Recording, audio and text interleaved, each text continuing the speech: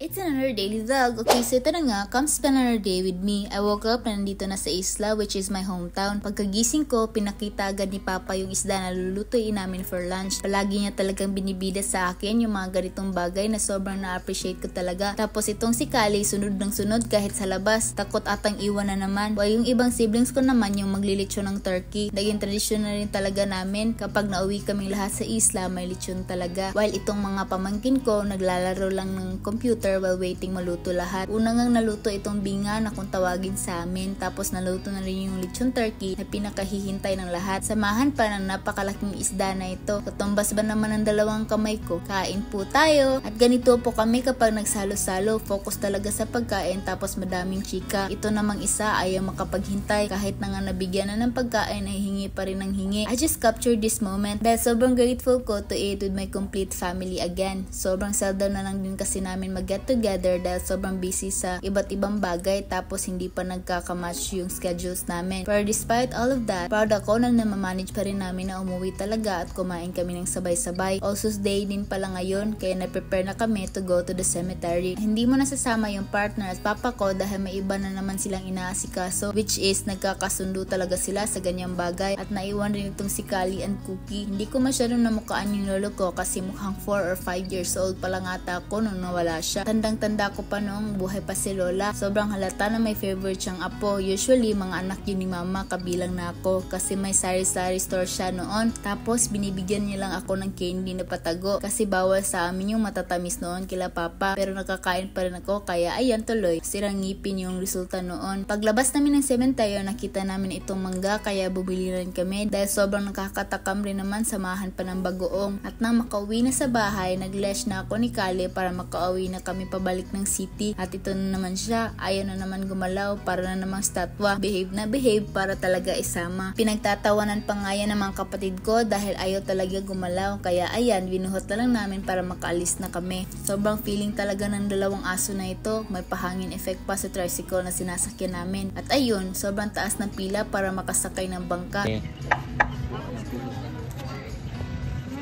Ang mata ni Kali. Buti na lang hindi maulan, kaya nakapila pa rin kami until nakasakay na. At itong si Kali hindi halatang pagod dahil nandyan na naman sa favorite pwesto niya. Dahil nagabihan na kami, nag-decide kami ng siblings ko na kumain na lang din ng sabay, kaya dito kami sa barbecuehan kakain ng dinner. At ang dami nga nang na-order ko. Kakain muna kami and see you next time!